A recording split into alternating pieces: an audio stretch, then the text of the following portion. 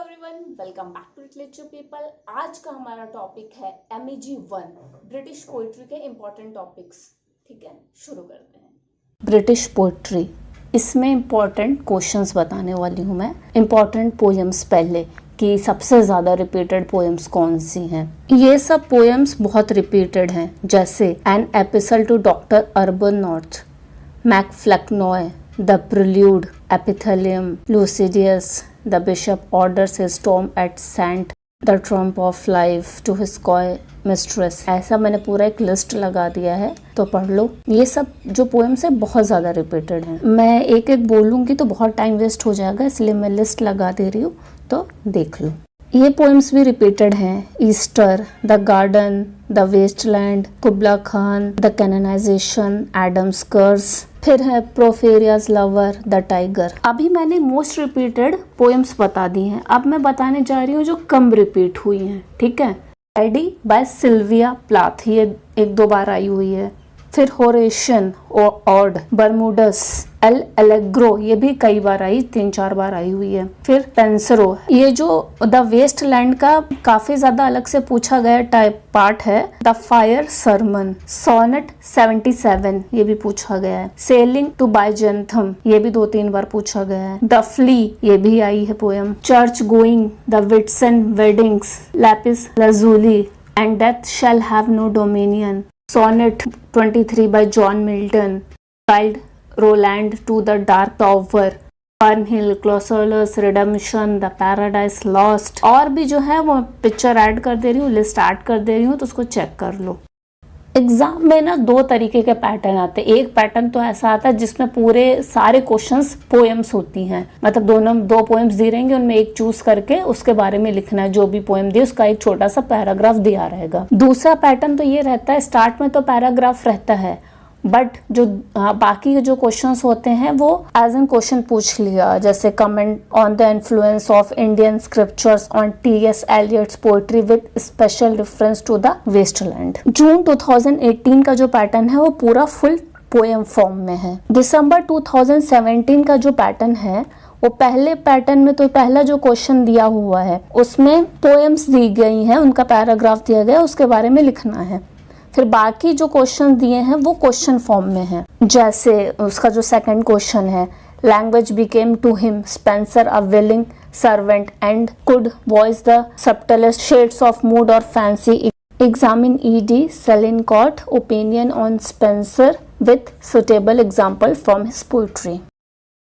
Question 2, 3, 4, 5, 6 ऐसा ही है। 7th question में दिया गया है, critically evaluate any of the following poems, the garden, the blessed damozel, the bishop orders his tomb at Saint पैट्रस church, and death shall have no dominion, lady Lazarus. अब मैं हर paper का एक question बताने जाऊंगी तो बहुत टाइम वेस्ट हो जाएगा, तो मैं वो क्वेश्चंस बता रही हूँ जिसमें पोएम मेंशन ही नहीं है, कुछ अलग से क्वेश्चन है वो। ठीक है, वरना जिसमें पोएम मेंशन है तो पोएम पढ़ के भी कर सकते हो। अब जैसे ये क्वेश्चन है, the great Victorian poets lacked the fire and passion which we find in the poets of the romantic rival, but they excelled them in breadth of outlook and variety of method discuss। ये question कई बार आया है। अब जैसे ये question है, poetry is speech framed to be heard for its own sake and interest even over and above its interest of meaning, examine. S.S. Andrew Marvell either as a political poet और as a writer of philosophical and love poetry. अभी जैसे ये question है, write a note on the elements of magic, mythology and symbolism in ईस्ट poetry.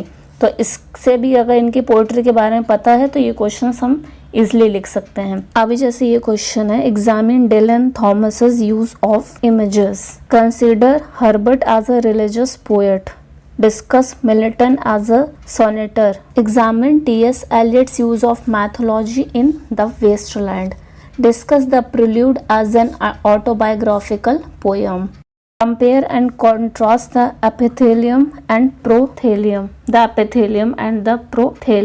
write an essay on Chaucer's comic vision in the prologue to the Canterbury Tales with reference to the poems of Sylvia Plath that you have read trace the development of her persona from a docile, submissive woman into a furry, raging for revenge.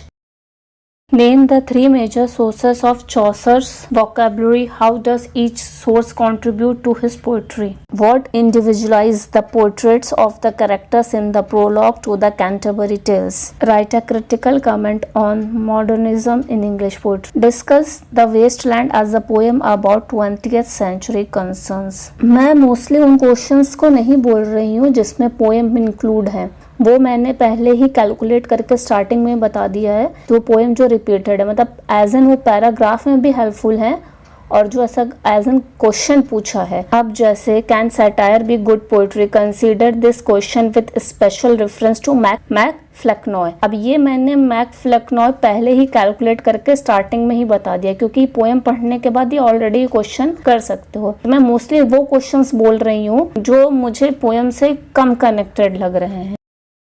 मतलब वो poem से तो connected है ही, but उसमें extra चीजें भी लिखनी है। Identify some of the main features of the English renaissance that were to influence Milton's poetic work. What is movement poetry? Would you consider Philip Larkin to be a movement poet? Discuss. What is conventional poetry? Do death and suicide from a part of the conventional mode in Sylvia Plath's poetry? Explain. Okay, मैंने काफी repeated वाले questions को calculate करके बताया है, और जो starting में पोएम्स बताई हैं वो सबसे ज्यादा इंपॉर्टेंट है, उनको पढ़ना बहुत जरूरी है। ये इसका सिलेबस बहुत बड़ा है, ब्रिटिश पोएट्री का बहुत बड़ा सिलेबस है। तो पहले तो ये सब चीजें पढ़ लो, उसके बाद टाइम मिले तो एक्स्ट्रा चीजें भी पढ़ लो, क्योंकि कहीं से कुछ भी आ सकता है, बट मोस्ट रिपीटेड यही सब आता है। कैसा लगा वीडियो? जैसा भी लगा कमेंट करके बताओ, और अच्छा लगा है तो लाइक करो, जिसको भी जरूरत है उनको शेयर करो।